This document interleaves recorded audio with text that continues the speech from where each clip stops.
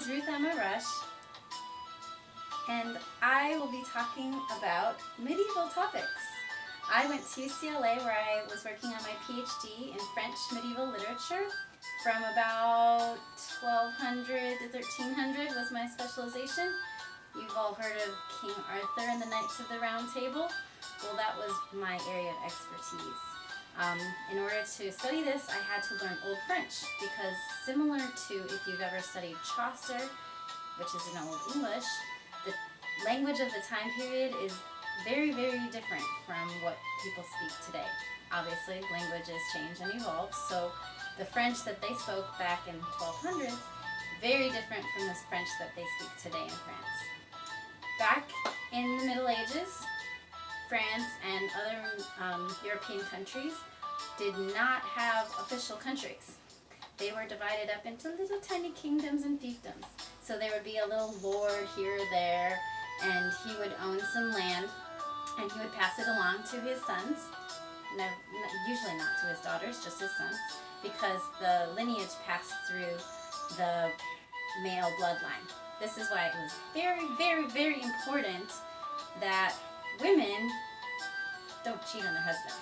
So they were not necessarily kept as prisoners, but it was very, very important because the male lineage was so important. And that's why blood was very important.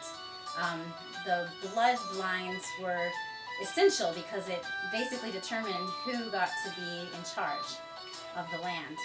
So that's why there's a lot of mention of blood in medieval literature. It's a very interesting topic. I won't go into too much detail because I could probably talk for hours, but there's a lot of really interesting topics that I'm going to be showing you and telling you about, and one of the most interesting, of course, is the knights in armor. And so I actually went to the Bowers Museum and took some really cool footage from their exhibit that is on loan from Florence, Italy.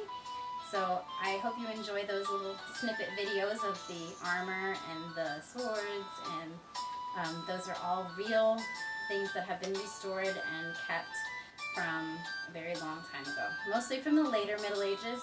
Very, very little from the earlier Middle Ages have survived. There are, of course, manuscripts that you can go see if you have a credential list very long. They will let you in, and they won't even let you touch them with your bare hands because the oils would be very harmful. So you have to wear gloves. And there's very little that has actually survived, but what has survived is amazing. Really, really cool.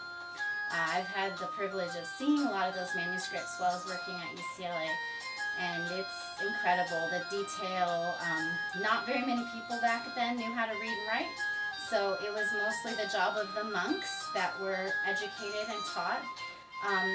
You might think that kings and queens could probably read and write, but in actuality, until the later Middle Ages, even they couldn't. It was mostly scribes and monks that were the ones who could read and write, and did everything by hand until the printing press was invented.